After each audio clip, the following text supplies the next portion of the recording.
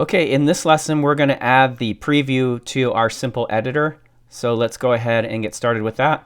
I'm going to flip back over to where we were. So we were on the part where we had an editor over here, and we could type HTML in here. And I'll just do hello, classic hello. All right, and this is a text area over here, and we kind of determined the last time that we will swap this out. And that'll probably be the lesson after this one. And so what we want to do now is, as we're typing here, I want to see a preview over here, and that's what we're going to add right now. So let's go ahead and do that. What do we need to do? We've got our column, which is half here and half there. So let's start with making this name be preview. And this will all look better at some point. Right now, we're just trying to get it functional as simply as possible.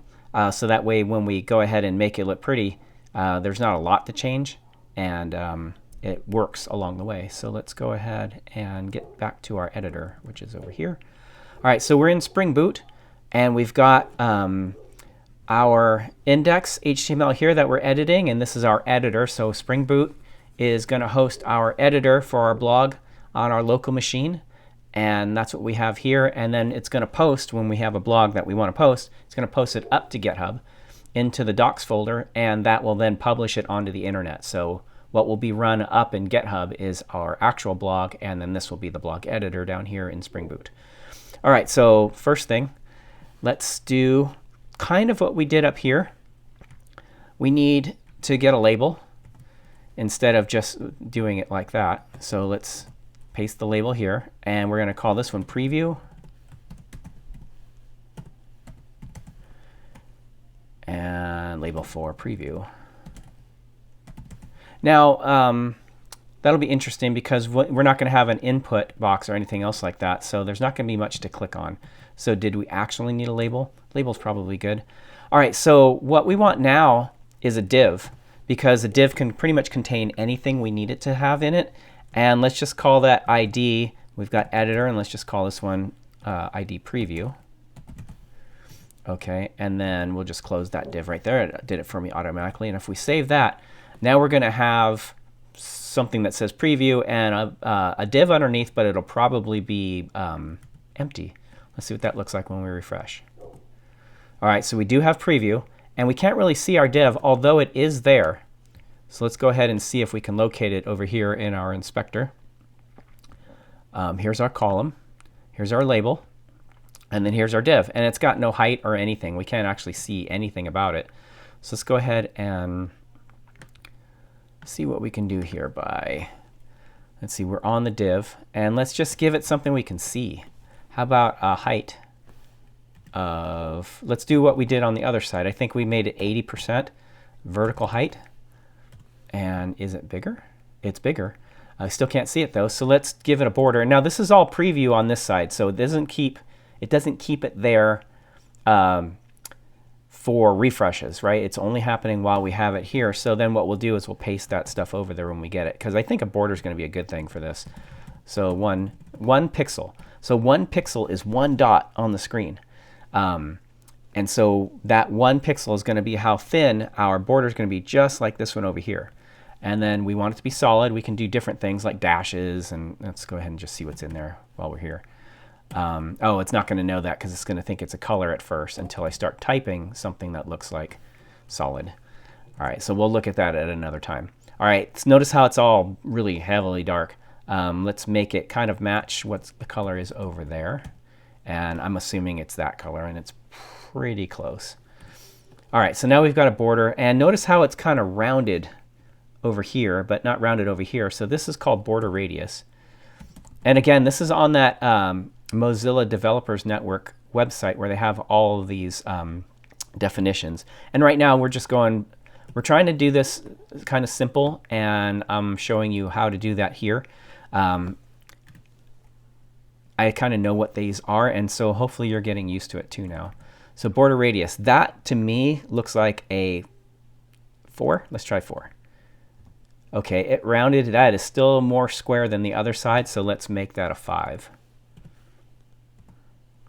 And that is not it either. How about 6?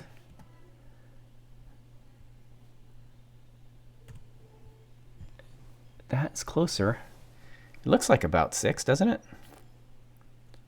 Now that I'm not highlighting it, when it was highlighted it was orange. So I think it looks like 6 to me. So let's keep it with 6. So what I'm going to do is just going to highlight this style sheet or style here, and I'm just going to Control C that. So Control C or Command C if you're on Mac. So Control C on Windows. And now that I've got that copied, I can just come over here back into our CSS template, and we did one for editor. And remember that the pound sign or the hashtag, however you want to call it, used to be called a pound sign. So that is to get it by ID. And remember, we put ID preview on that div. And we want its height to, or actually, we want it to be whatever we've got in here. And I'm just going to paste right here. So with Control V or Command V on Mac, we get that. And now we've got our the stuff that we are doing in the inspector and the browser. Now it's in here persistently. And if I Control S to save, if I refresh, I'm thinking that this is going to come back the same square that we have now. So here we go, refresh. Okay, it looks the same to me. So we now have that part looking the same. So now what we want to do is we want to be able to type on this side and have it preview on this side as we're typing. All right, so how are we going to do that? JavaScript is a good thing for this, and we haven't done any JavaScript so far, but we're getting ready to right now. Okay, so back in here where we are on our index page, and there are other ways to organize this. We're trying to keep it very simple. So I think for this purpose, it's light enough that we could have the JavaScript file in this index.html so we can kind of see it. Maybe we'll refactor it. There's a thing called refactoring.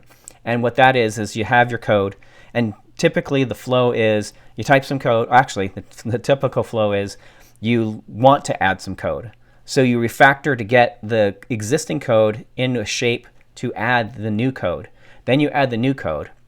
Then you add tests, or you can do test first development where you make tests first and then add the new code.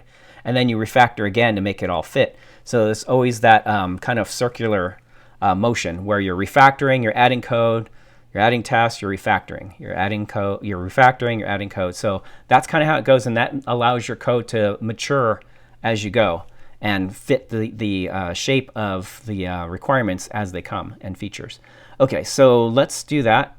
Down at the bottom here, we did have a script tag that we added for Bootstrap. Now you can do this inline, which is what we're going to do here, and that's just simply by adding a script tag like this and closing it. Now we could type JavaScript within that.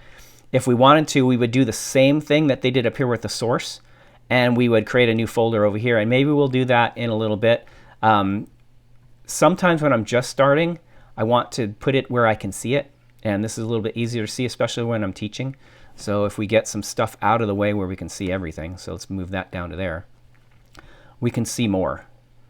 Okay, so let's go ahead and do something with scripting. All right, so this text area is what we want to do, and we want to be able to get, as it's typing, we want the input that is being typed as we go. So let's go over to the Mozilla Developers Network, and I don't know if it's going to be on this exact page for text area. It could be. There's attributes. It might have events somewhere down below. So those are attributes, and we'll get into more of that later when we start to make it look pretty. Here's basic examples, and I don't see it yet. Let's see. Result, disabled, read-only, technical things. Okay, so I don't see it here. So what we would do in this case is type a Google search. So we want to do text area, and then add event listener, and that's all one word smashed together. So add event listener, and then we want to listen to an event on a text area. And it looks like input's the first one showing up here, and that's kind of what we want. There's also a click event that we know for mouse, but I think it's going to be input. Let's see what that gives us. And let's type in MDN here and see if we get an MDN. Ah, we do. Here's element, input, event. That's what we want. Okay, so input events, syntax, add event listener, input. And there's the syntax for a function. So this is the listener that we're going to do, and I'll show you how to use it. Here's the input, and then here's an event that's going to get passed into a function over here. So this is shorthand for a function. And I think what we're going to do is not use the shorthand right now, and we'll use the shorthand later. So add event listener is the important part, and input's the next part. Okay, let's go learn how to do the rest of this now. Okay, so there is on every HTML page, there is a document object that contains all of the document stuff for the HTML page. So it's got title and body and all this other stuff. So when we type out document, we can actually run functions against it. And so one function that I know of is get element by ID. Okay, so that's going to get the element by the ID that we assigned to it. So in this case, we just go ahead and put in double quotes editor, and that's going to give us that element. And one of the things that I like to do a lot is I do it incrementally, because especially if I'm learning, I don't know what this is going to do. Is this even picking my right editor? I know it is because I've done it before, but you might not. So let's go ahead and do this. So I do console log, and let's see what this is. And I'm going to show you another thing that I do too. All right, so that's going to console log something. Maybe. It might do an error. I have no idea. Well, I do, but for learning purposes, let's pretend I don't. Okay, so back over to our editor. Okay, so now what we have is our scripting thing. So let's go ahead and move this over here. And here's a console down here. Now this console is going to output whatever we put in console.log, and it's going to put it right over here. So what we're going to do is type something. We need to refresh our page first because we just made a change. So we're going to refresh. And now we've got a fresh page. And why is this here? That's got to be something that we're outputting. It looks like it. Oh, it's input. So it actually put it out there. Let's see what happens if I type an A. Nothing. It's oh, because we don't have the event. That's why, do we? Let's see. I don't even remember what we typed over there. Oh, it's just a script tag. So what happened is, so this is a good time to explain something. So whatever's in the script is going to run straight off. When it comes down, it's going to flow from top to bottom. So in the head, we have CSS files that are loading. And you usually want that so that your style sheets load before your content loads in the middle. Because what will happen is if you do your CSS files later, your content will render first, and then it's going to not have styles applied to it. And then the styles will get applied to it, so you might see, if it's slow enough, you'll see the base component show up the way it usually is, and then it'll get styled. So it's going to be a little bit slower because it's going to re-render, and the user might even see it. So you want your CSS up at the top, your content, visual content in the middle, and then your scripts down at the bottom. Okay, so everything flows from top to bottom. And what's going to happen here is as soon as it hits this script tag right here, it's going to run whatever's there. So that's what you saw in the console. It just went ahead and put that out, and that's good because we didn't even fill in the event listener. So by adding a function here, it's going to it's going to execute the listener on this editor. So remember, it was called add event listener, and the editor's helping us here. And the event is input. Okay, and to not use the shorthand, I'm going to do a comma, and then I'm going to do a function right here. And this is the longer form of it. It's not super long, much longer, but it's a little bit longer. All right, so I'm going to call it EV because it's 2 letters, a little bit shorter than the whole word event. And when I do this event now, I'm going to console log this. So we know that we're getting an element. And let's just say hello. I do hello a lot. Okay, so now what I expect to see, not hello 0. Okay, now what I expect to see in the console is nothing until I type a key into that text area. Let's see if that works the way I think it does. All right, so refresh the browser. All right, we're empty over here and nothing in our console down here. Okay, let's type an H1. Okay, there's hello. And notice that that number's incrementing. Each time I type a key, it did 4 characters because that's what I typed with here. So that's working. So that's the console. Now now we've got input being given to us. There, okay. So now we've got input being given to us. Now we need to put it somewhere. Now there is another property on the text area, and that is called value. So let's do this with the console. Console.log, and we want our text area. So I need to get the text area. And that is the editor, and we've got an event listener on it. So we've got an event coming in, and there's an event, and there are different things on it, and the editor is helping us out here. There's a current target, and that's what that one should work for us, but target is the one that actually has it triggered on. So we're going to do target. Now that is the same thing as doing document element by editor, because the event's coming in with the target that is for the event, and that target is the component that's firing the event. Hopefully that's right. Sometimes it's the event you're listening, or the element you're listening on. Okay, so event dot target, and with that we want to get the value. Now value is not a function in this case; it is just a value. So let's make a constant. And so there's different types of variables in JavaScript. So constant means it's not going to change, and we're not. Once we get this value set, we're not going to change it. If we set it to let, that's a value that can change. So if we have something that we want to change later on, and we'll run into let at some point, where that's a variable that can get set and then modified. Okay, and then there's var, which is the old thing that used to be, and it's kind of like a variant. It'll hold anything that you have. And it's one of those variables that's resettable. Now there's scopes involved too, and we'll get into scopes a little bit later. Right now we're running inside of the scope of this function for this event listener. So let's just call it value. And we do try to keep the spacing consistent. So that's going to capture from the event the target's value. And let's go ahead and console log that as it fires this event and see what happens. So I'm going to Control S to save it. And then when we refresh over here, let's see what happens. So here's our console over here, and that's where we were getting those hellos. And now we should be getting the content as we type. There's the open bracket. There's an H. There's a 1. And there's a close. So see how that's working? When I type on the editor, it's typing over here on the preview, or actually in the console. Now we need to make it add it to type to the preview next. Okay, so now we know that that's working the way we want to. So value is what is being set to what we need every time the input is being set in there. Okay, so now what we need to do is get the preview. And so we're going to use the document element again, and we're going to do get element by ID again. And this time the element is preview.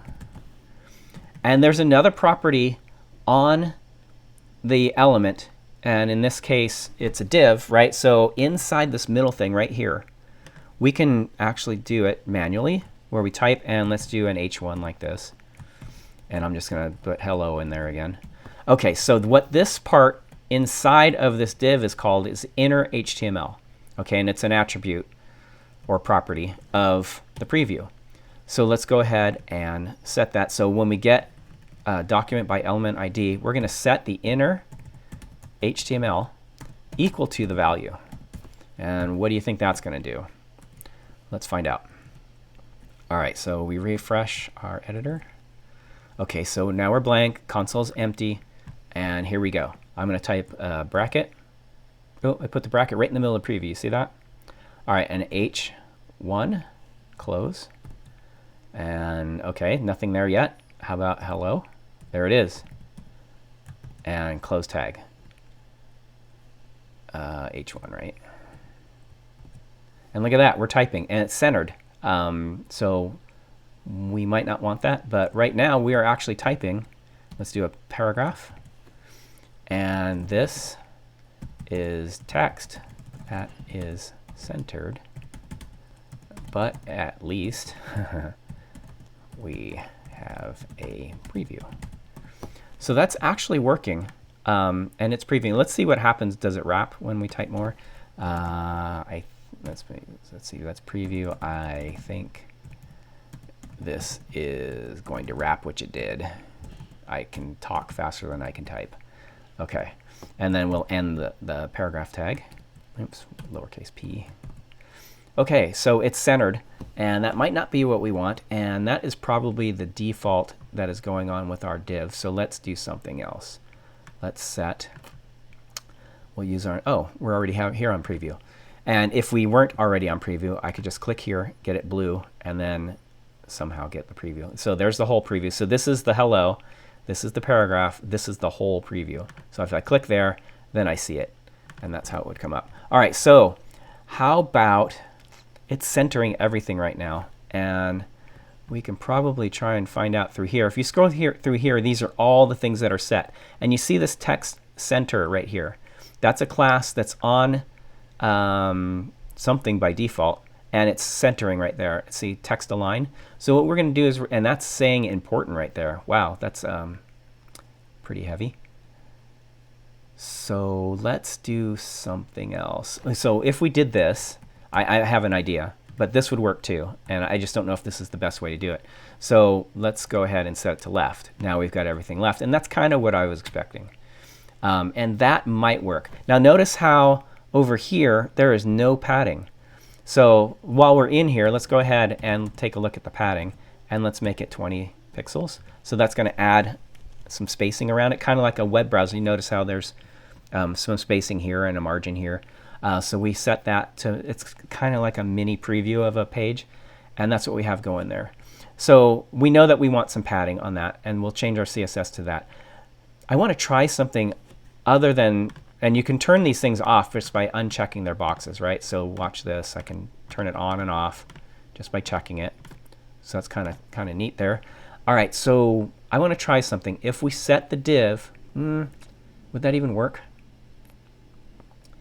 If we set the div to class left, that's going to have the same effect as this. I would rather control it here right now.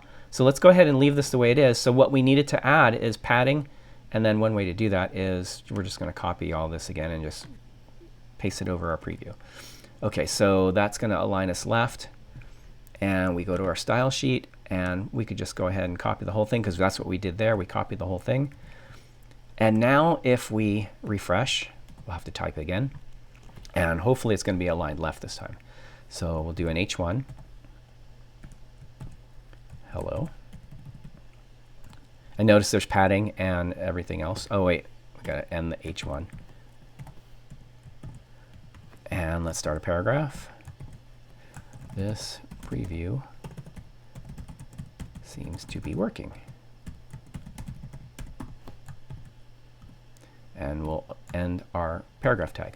OK, we are going to learn more about HTML as we go, because when we make this thing look good, we're going to be learning a lot about CSS and a lot about HTML to make things look good. But right now, they look OK, and it's functional. So I think what we're going to do is add another bullet point, and that would be to swap out that editor over there to make things a little bit easier. And that will be our next lesson. OK, that's it. We have preview up and running. Thanks for watching.